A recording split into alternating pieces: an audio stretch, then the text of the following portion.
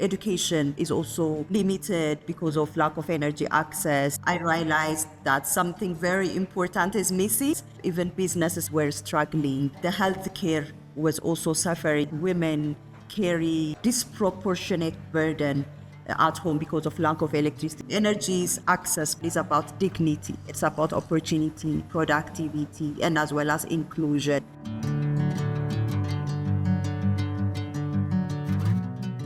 Hello, everyone. It's another beautiful morning here in this beautiful city of Abuja. Well, I'm in Abuja. I don't know where you're tuning in from, but you're welcome to another episode of the Energy Africa Café. If this is your first time joining in, you're welcome. Where have you been? But if you're a returning listener, happy to have you back on this session. To give a bit of a rundown for our newcomers, the Energy Africa Cafe is redefining how Africa's energy transition story is being told, understood, and experienced through people, identity, and of course, lived experiences. Because what better way to share memories and lessons if not from other people's lived experiences?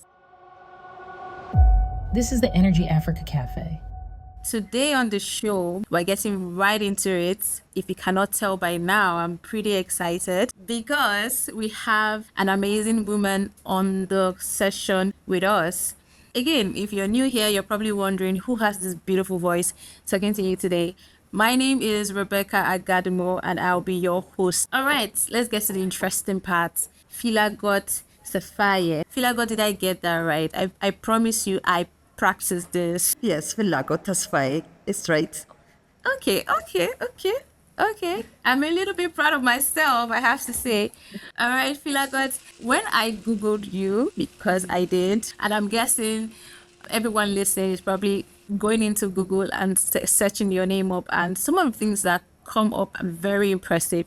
I must say, Filagot is a recognized energy and sustainability leader, a business owner, a speaker, trainer, and consultant. Filagot, you're doing a lot. But I want to know from your own end, what are some of the things that if I were to Google you, I would not find, but are key details about yourself and actually speak into what your experience has been, what your life has been, your childhood, and all of the experiences that has brought you to where you are right now. This is me actually just saying, please introduce yourself. Thank you so much, Rebecca. So, yeah, I'm Filagot. I grew up in Ethiopia, Addis Ababa, one of the largest populous country in Africa. So I started my career as an engineer and then focusing on renewable energy, particularly solar, wind, and hydro. And I'm also the founder for On Energy Consulting Trading. It's a local consulting firm based in Addis Ababa, Ethiopia. I'm also working as an advisor. So I really work in the intersection of this renewable energy, clean energy market, inclusive skill development, which mostly missed while we mostly focus on the technology, and I also focus on digital integration into the energy space. I focus on ensuring Africa's energy transition is economically inclusive and as well as it position women and youth as active leaders in the sector. So I've been in the consulting and advisory space for the past couple of years. I work with different organizations apart from the company that I own and I lead in the space. I am also a mother of 3 beautiful kids and try to balance all that lives. That's it. Thank you. Thank you so much, Filagot.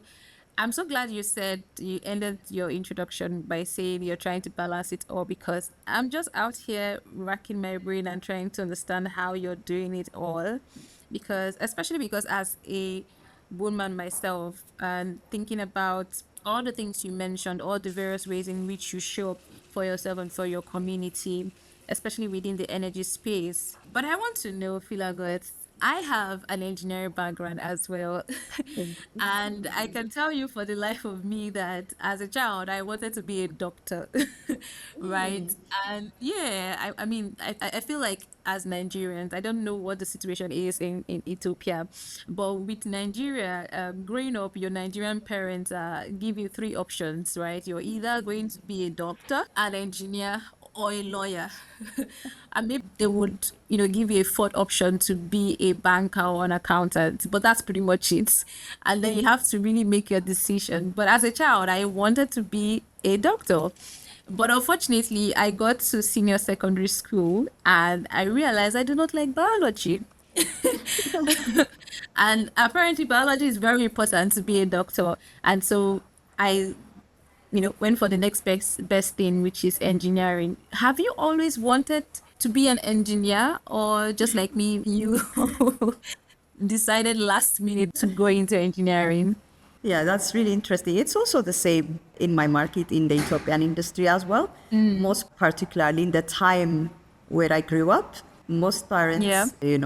that's their wish, their daughters or their sons to be engineers, doctors, and as well as to be, going into those public sectors. So my dad, Yeah. especially, he wanted me to be a doctor. But at the first day, my interest was to be an engineer, honestly, because my dad was an engineer. Yeah, he was one of the leaders in the telecom sector back in the days. So I grew up by looking into the things that he has done. He used to even maintain some electronics in the house because he was doing some electronics maintenance because he started as a technician and then he Yeah. developed career by going into higher institutions and finally he was an engineer. So that was my wish and that was what I was looking up to. So I started my journey as an electrical engineer from Arpamentsi University here in Hey. Ethiopia, which is 500 kilometers away from the capital city. So that time it was not even easy for my parents to send me to that place because I had never been far from my family, very far from where I was living at that time, because I was raised and grown up in the capital city in Addis Ababa. But for me, I was really, really interested to go there and to explore, living by myself, how to also, understand the social things. And as well, the engineering was one of my selections since Yeah. I was selected to be part of that. That was also really exciting for me. So I went there, yeah, and then I started my career over there. And over time, after being an engineer, I worked as a construction expert. I joined the construction sector and also working for the manufacturing sector. After I graduated, of course, I had joined into different organizations, but the beginning, and the wish of my career has started over there, joining electrical engineering faculty at one of the universities there. Oh wow. I have to say it's also, first of all, it's interesting to know that we have shared experience as India. Although I come from Nigeria, from Ethiopia, our parents are pretty much the same. That's good to know. But then I think it's also interesting to know that you have always wanted to be an engineer, and primarily because of your father and how he worked and what you saw as a child. I think, first of all, it's interesting to know that as children, and I mean, even as adults, we're very much influenced by the people that are around us. And I'm happy that your father was there to show you what it looks like to be an engineer, and to not just be an engineer, to also grow through the ranks based on what you shared. Very interested. I have to say though, I'm very, very, very pumped that you are still within the energy space, because although I studied engineering, I'm not exactly practicing. But I'm thinking to myself, you have always wanted to be in the engineering space, given that you have a background in electrical engineering, and moving from working in a construction company to then finally getting to work in the space that you've always wanted to. What would you say was that passion that drew you to engineering? I mean, even though you started out with your first job in construction, you still always wanted to be in the energy space, or at least in the engineering space. What would you say was that one thing? It can be one, it can be more than one, I mean. But what would you say always drew you back to engineering? Were there problems you saw that you felt engineering or electrical engineering would definitely provide a solution to, and you wanted to be at the forefront of that? Or it was just a passion for engineering generally? Yeah, As I mentioned to you, after working in the construction sector, particularly over time, Yeah. I realized that something very important is missing, particularly as I live in Ethiopia, which is also have energy access rate is very low. So even if we are working in the construction sector, energy is the foundation. So I just realized that Yeah. even if we are working with companies, different construction players, but the projects that we were implementing mostly were out of Addis Ababa. So we have to go and then be involved in the infrastructure building of construction places. So in those times, I realized that, there is energy is missing, there is no reliable energy access, electricity access. So even businesses, even our construction companies were struggling. We have to buy, the diesel generators when we place the construction sites in different places, and there is no nearby electricity to tap into and take electricity service even for the construction services.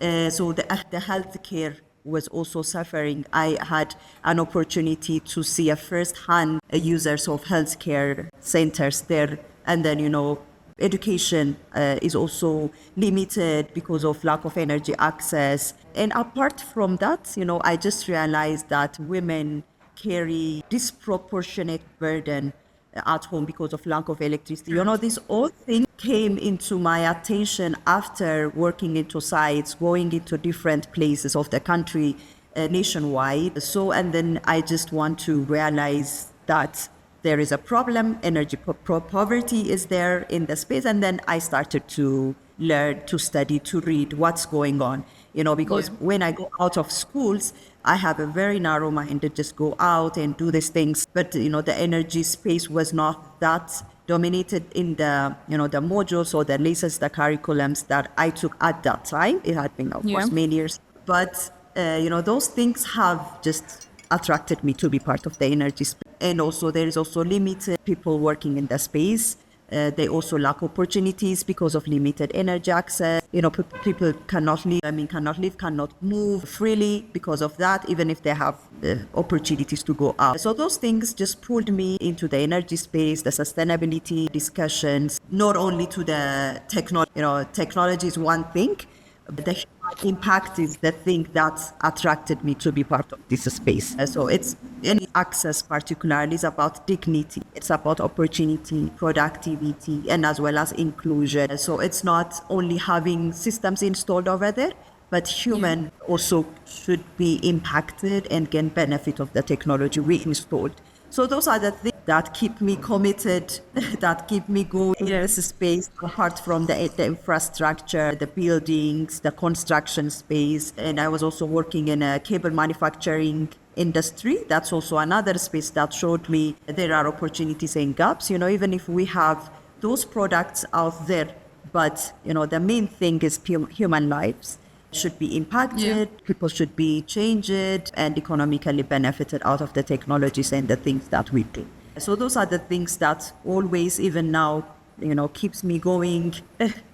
Apart from the things, of course, the design and the technical things that I do, I really enjoyed it. I really, really enjoyed the technical stuffs that I do. But what keeps me motivated me is more the human impact. Well, when you were speaking, I thought of many different things. And so now I have so many questions in my head and I'm struggling to pick one. But if I were to start, I think, first of all, I'll give you a background to what I want to say next. Here in Nigeria, there's this typical argument you find among students most of the time. I remember from my uni days, arguments as to whose program was better than the other. And you hear computer science students say, ours is better because we can work anywhere. We're needed every and any. And of course, engineering, especially electrical engineering, because that's also my background. And we'll laugh and say, hey, you still need power to to power your devices that you're going to create and whatever software you're working on. And based on what you've said, that thought just came to my mind again as to how energy intersects across different sectors. It is needed to power basically everything. And all of the innovative solutions or ideas that we try to implement as humans in whatever country or continent we find ourselves, at the end of the day, energy is required. But what particularly struck me was the fact that you mentioned the human side, because for me, that's one of the reasons why I studied elect. I mean, other than the fact that I didn't get my first choice and I had to wait an extra year.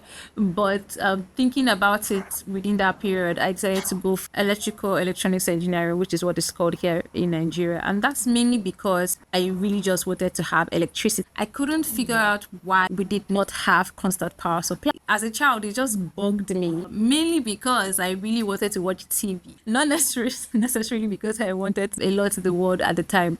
But one thing that stood out for me was the fact that my mother spent so much time in the kitchen because we didn't have constant power supply, and so we needed to cook every single time, and we couldn't store meals in the refrigerator. And I always just wondered what my life would look like, and if I would have more free time to watch cartoons with my brothers, if only we had constant power supply. And it got me thinking, right? What would you say is a paradox when we think about how we measure access to energy here in Africa?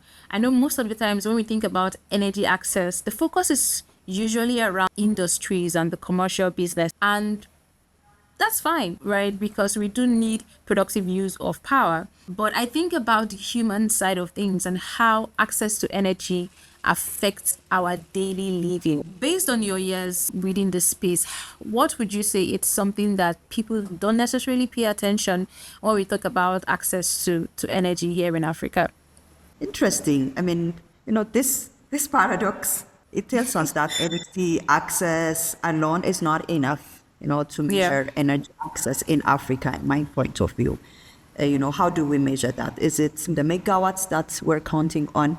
Is it the infrastructure? Is it the investment? But if a country, of course, can generate large amount of electricity, but if households still depend on charcoal or say it firewood or traditional biomass for cooking, then how can we say that energy access is fully achieved? Even in my country, there are places where the grid line, the transmission line just passes some households. Those people living under the power grid, the line doesn't have electricity. They can't even access. They just see that. What is this? When you ask them, and then what is this?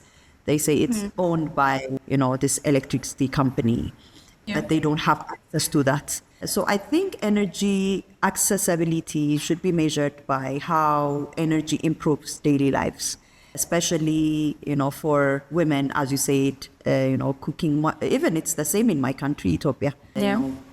Our moms, they cook under fire.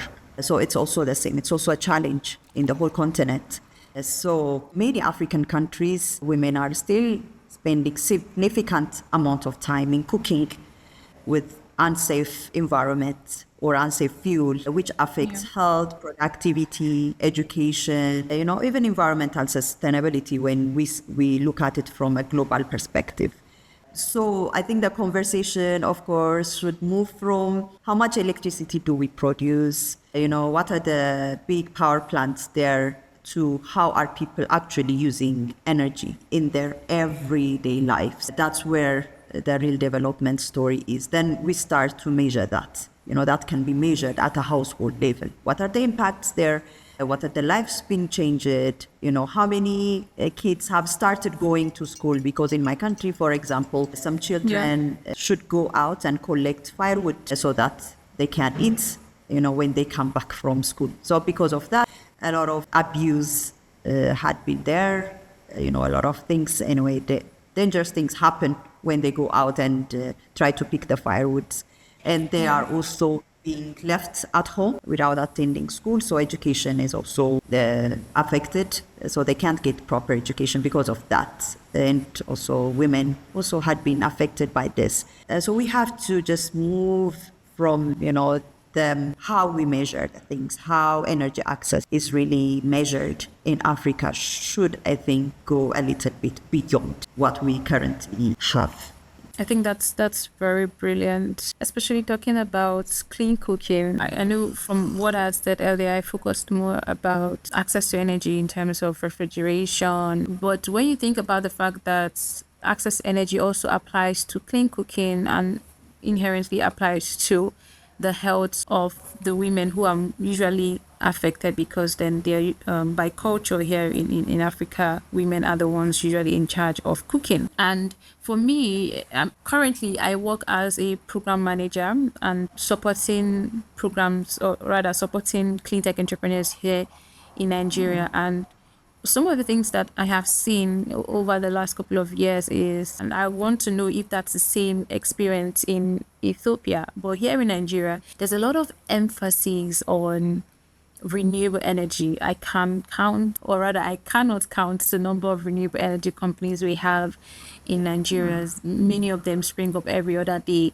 providing solar panels, solar installations to homes and businesses.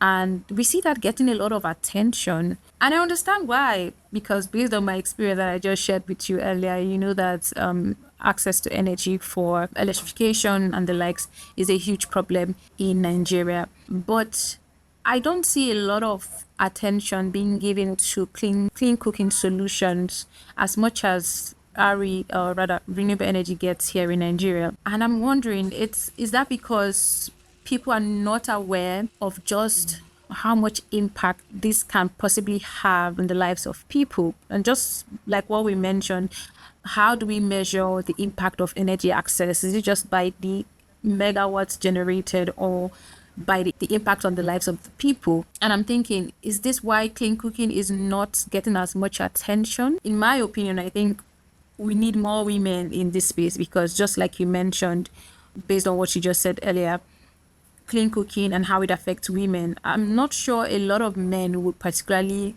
think about that, because cooking is not exactly something that they do. But I want to know, based on your experience and based on the ecosystem there in Ethiopia, would you say, or rather, why would you say that gap exists in the attention that clean cooking gets? And what does this cost? I feel like we've touched on this before, but what is it currently costing our communities and our people where they do not have access to clean cooking solutions? It's interesting, and you just brought really discussion to the space, honestly, because it's also Yep. one of my passion, what I have been focusing on for the past 6 years, maybe, because I am also a co-founder for the Ethiopian Women in Energy Association, which our aim is to put women at the center of energy access or energy transition, because women should be at the center of it. So most of the time, women are considered only as beneficiaries of whether it's energy products, Yeah.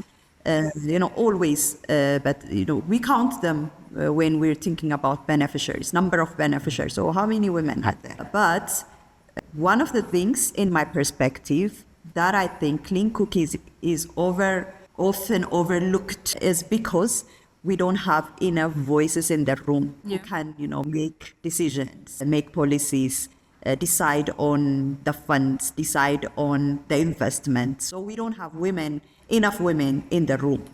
And the other thing, clean cooking often is overlooked because it happens inside the home. And historically, many policy and investment discussions have focused more on visible infrastructure, like you said, solar installation, power plants, transmission lines, like. So in those spaces, women are not well represented. So I think that's one of the gaps I see. Because, for example, let's see other sector, like the medical sector, that recently a medicine for labor had been invented very, very recently, right? So why it was not invented for the past couple of years, in my perspective, I think there was no, that much voice that can speak how labor is so painful, even if you say that painful, if you can't sense it, if you can't really feel the pain. Yeah, you can't just, put investment and then to be produced medicine for this big issue. I mean, it's a big issue for us, for example. Of course, it just happened once in a while. I mean, we may have maybe some children, of course, but the reason is, from my perspective, because the voice were there. So even in this space, the clean cooking space, we need more women voices there, should happen there. And women should be the center of it. And we have to say something, what kind of solution do we want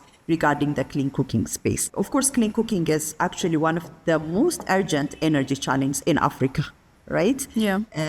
The most poor access to clean cooking is like enormous. The cost is so high, it affects health through indoor air pollution. So it affects disproportionately women and children. It affects also the environment and also, the use of this unsustainable biomass use is really affecting, of course, the environment.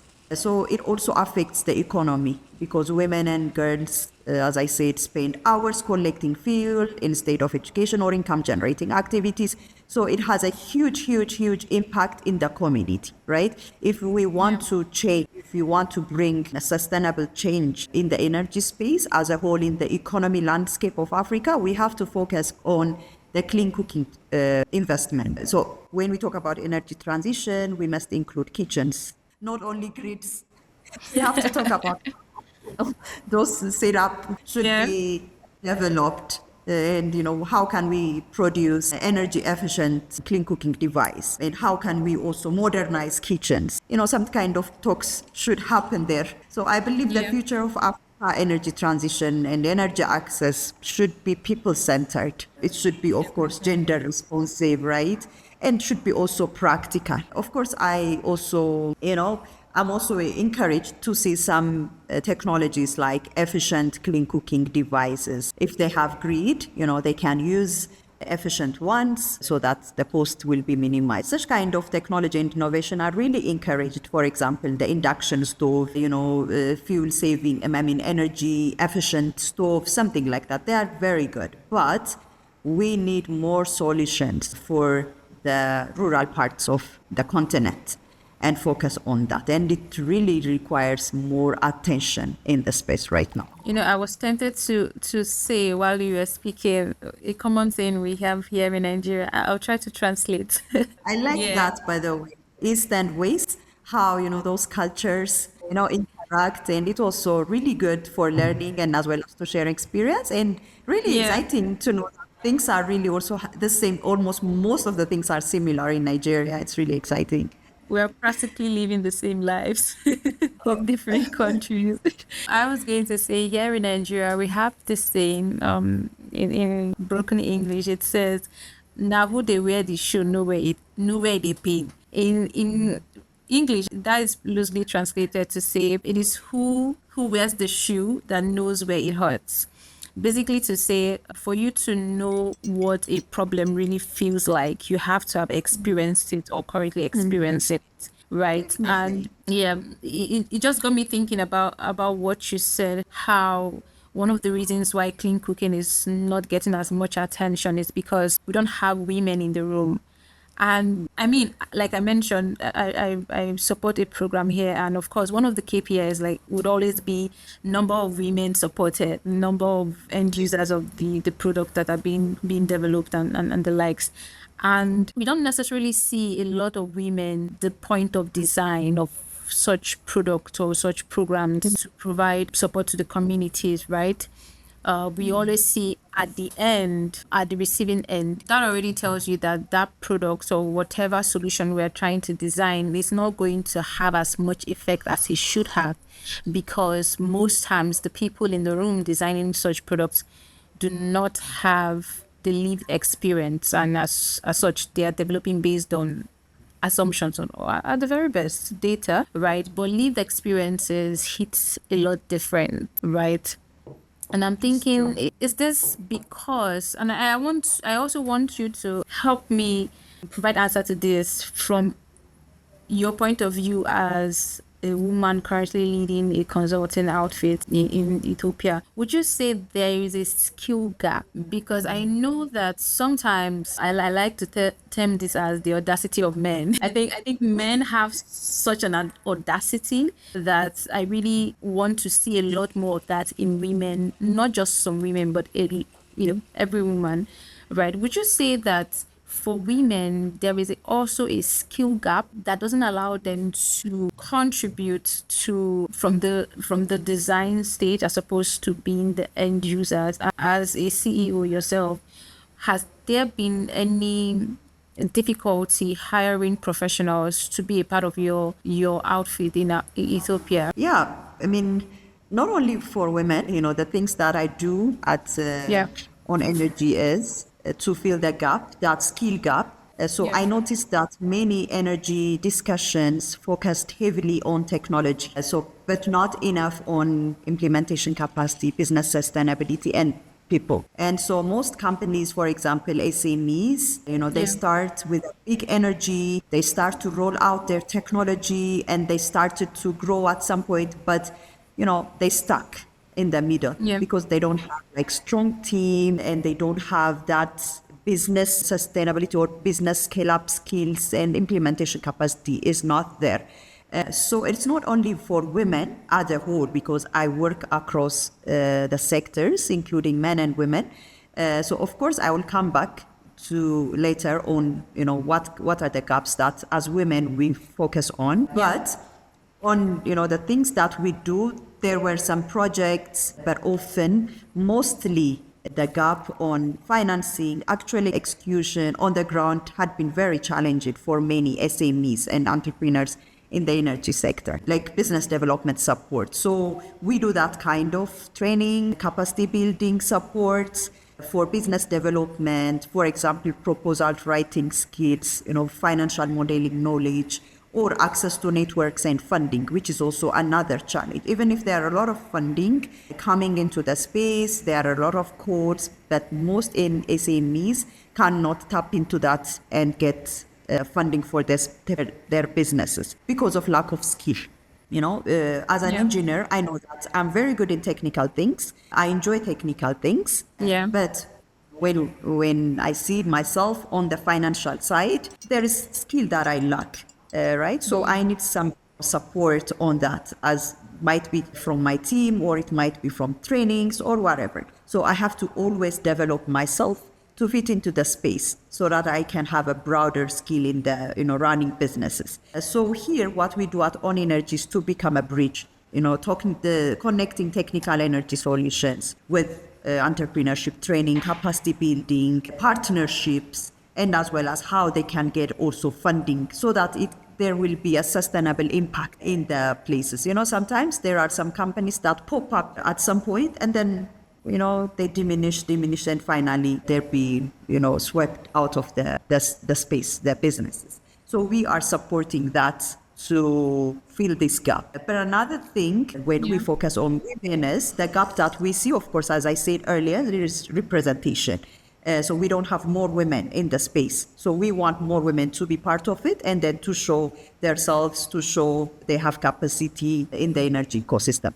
But of course, as a woman, we are also lagging behind to develop ourselves into trainings, to get more network, more connections, because time sometimes is a limitation. For example, some of women that we're working with is they are left at home because they have babies, they have children, they have to take care of them, and they want them, as a mother, to give more time for their children rather than, leaving them for caregivers or for their family members. So those women, that means they are, lagging behind, that they missed some opportunities, right? That's why we created this network so that we share information, so that, they can be more empowered on having information, opportunities, and as well as networks, because network is one of the most critical in, expanding professional life and as well as businesses. So we create that space that women lack. But apart from that, there is also internal challenge, which is the stereotype or that we heard from the community, from our family members.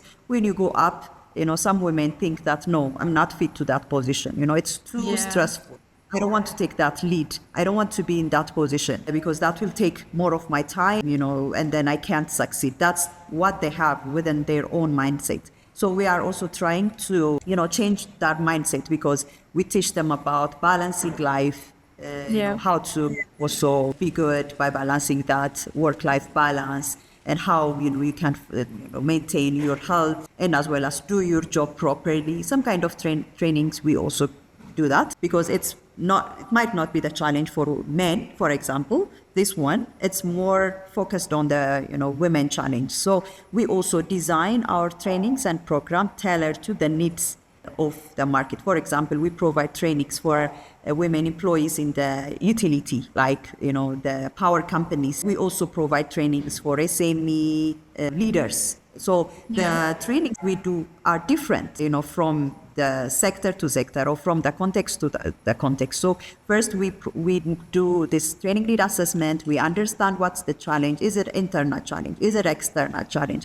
And then how can they navigate into this challenging space? Is that the curriculum or the training materials, and afterwards that we produce. Oh, wow. I think that's very beautiful, the work that you do based on everything that you have just mentioned. It's also interesting to see that you're not just focused on the technical gaps that might already exist, because as I would always say, when it comes to engineers, we're so fascinated by technicalities. That's all we want to talk about. The innovations that we have, right?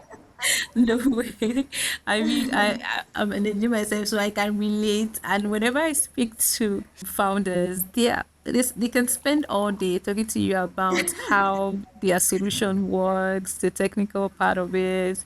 And then I'm like, yeah, I hear you, but let's look at the business side of things. And then they go quiet. So it's always interesting to see that dynamic. But I think one thing that stands out for me is, because of your engineering background, you're also aware of gaps that might exist outside of the technical side of things like financing, simple things like hiring or building talent within your company. I'm happy to see that the support you provide is not just focused on what are the technical gaps and how to fill that, but you're able to look holistically at the possible gaps that might exist outside of those areas.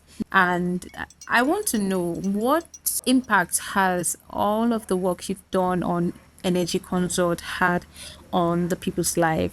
What testimonies do you see come out of those training sessions or those support sessions you have with these companies? Yeah. So, our impact is not, of course, measured by megawatts and sometimes.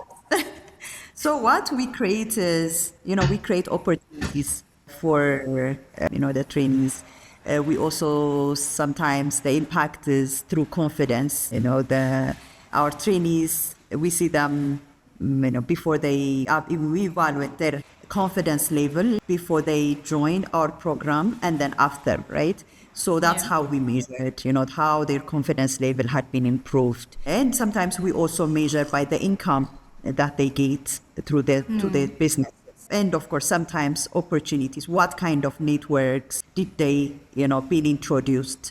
What kind of people did they meet? And then how they convert that opportunity, of course, to the growth of their businesses. So through our trainings, consulting, partnership, and entrepreneurship support programs, we are helping SMEs to strengthen their businesses. We also support young professionals who are entering the energy space to contribute into the conversation. We need a fresh mind. We need fresh understanding or perspectives into the space. So those young professionals who are entering the space will bring that fresh perspective, and reflecting that the current market challenge in the energy space. So we think this is what is creating sustainability in the space so that we can have more strong company. And I'm also personally proud of the mentorship and capacity building side of our work. So we also do mentorship for young girls, for young professionals who are entering in the space. So always the way these young women tell me that now how their perspective is being changed, how they see themselves as leaders in the energy space. That is real impact. So we have a lot of personal stories like this who testify that the programs and the engagements that we have changed their mindset. So these are how we measure our impact. We also help local African businesses and professionals to become active players in the energy transition space. So we don't want everyone to be just observer of imported solutions, but Yeah. we are helping them to create African solutions. So which also we help them to see around them that what are the opportunities that are already existing in their localities. So and then how they translate that into businesses, into opportunities, always inspire us and help us to see our impacts and the changes in their lives. Yeah. Wow. I like that. First of all, we established that impact is not just measured in megawatts. I asked you this question because I feel like you've given me new KPIs for my work, but I like the way you ended the response by saying that, or rather, when you mentioned that you also measure how that translates to increased income. It's always interesting to see women and I mean young people generally transition from being where they were to being very confident in their skills and their ability to prefer solutions to the problems they see. And whenever I think about Africa and I think about climate change, I think about the impact of climate change and all of those things, sometimes it can sound like doomsday prophecy, but one thing that I always try to emphasize is whenever you see problems, it's actually just opportunities to create solution. Not just any solution. You can then design a solution that would work for your community because you know exactly what fits. You have the context of culture and cultural preferences, and so you can say, hey, I think this solution would work. So I think we need to include this in the design of this for people to actually take up those solutions in the market. So the best people to design solutions are the people that actually facing the problems that we see. True. Yes. Yeah. Totally. We need to create our own solution always. Exactly. And I'm very encouraged when I see new companies come up, especially African-led companies come up in Africa, because then I know that, hey, they are definitely doing something right and they would be able to consider all of the angles that actually exist outside of just the technical excitement of the product. They can also think of affordability, right? They know the journey. Yes. How much can they, Yes. what's really affordable for that. So such kind of innovation in creating, balancing both the technology Yeah. and afford also can be created within Africa. Yeah. I mean, affordability, I think it's one of the biggest challenge we have seen with clean tech solutions, because I talk to founders all of the time and sometimes I'm pretty much confused as to who they are building the products for because of the price point. I'm like, who is going to afford that? And I mean, as impactful as your solution is, if the people that you're designing for cannot afford it, then what exactly is the point of it? Right. And I understand when they talk about the nitty-gritty of what it takes to design that solution.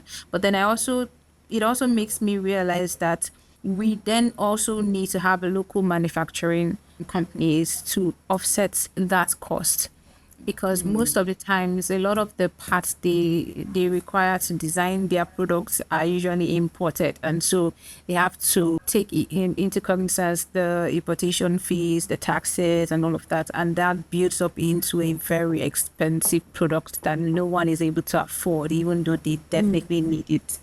So I feel like it's such a cycle. We need the clean tech entrepreneurs, but we also need the manufacturing plants to get into the work of producing the parts that we need. We also need sensitization for the people to be able to take up those new technologies, because I know that culture sometimes can play into these things. Here in Nigeria, firewood is such an important part of our local dishes. So it takes a little bit of convincing to get the women to go for the alternatives. But I guess all hands on deck. Oh my God. I have had quite a time. Thank you so much, Filagot, for not just sharing what I would have found on Google, but actually letting us into your life and how you approach things and the work that you currently do. It's been very interesting to listen to. And I do have one last question. One last Okay. question, because I like surprises. I left this for the ending. It's not anything technical. It's more of a casual question. But Talking about kitchen got me thinking, what is the worst thing you ever done in the kitchen and how did it end? Oh, you know what? There was one time that Yeah. I was really, I was really on a deadline, work deadline. Yeah. But I have to also go to the kitchen and do some stuffs. Yeah. So, and then I just put oil on the kitchen on the pan. Yeah. And then I went back to my living room to just, work on the things. And then I just sit down and start working. And then I totally forget that I just put the oil on the pan, on the stove, and it was like smoking. I was like, what is going on? Where does this smoke comes from? Is it from my neighborhood? Oh my God. And then when I go back to the kitchen, everything was went wrong. The oil had boiled and then it's just dried on the pan. Oh my God. So that was the horrible thing that I always remember. And yeah, sometimes it's really challenging. I had to stop or do one of the things. Anyway, it's just funny. Yeah. I can totally relate. I work remotely, so during my lunch hour, I want to quickly make lunch and it's like, but I also want to send out an email. So I'm usually torn between the kitchen and actually focusing on work. But that was definitely funny. Thank you for sharing. Thank you, Filagot. It's been an amazing time. We've come to the end of this episode. I'm sure all of our listeners have had both a good laugh, but also a very insightful couple of minutes. And I want to thank you for sharing so openly. Yeah. Thank you All so much for right. having me as well. And, you even took me back to the things that I almost forgotten, but they are really, very, very critical for the discussions. Yeah. And thank you also for bringing for my memory and, for having this discussion. I also enjoyed. Thank you so much for having me, Rebecca. Thank you too. Thank you so much. I'm all hyped, but I'll try to calm down now. All right. Thank you, everyone. Thank you for joining us on this journey through the lives of incredible African leaders in the sustainable energy. If you enjoyed this episode, don't forget to subscribe, share, and of course, leave a comment. Let's know what was your favorite part. You can also share your experiences, but remember, your voice matters too. So stay tuned for more. The Energy Africa Café, shaping Africa's energy future. Until next time, I am your host, Rebecca Agadumo.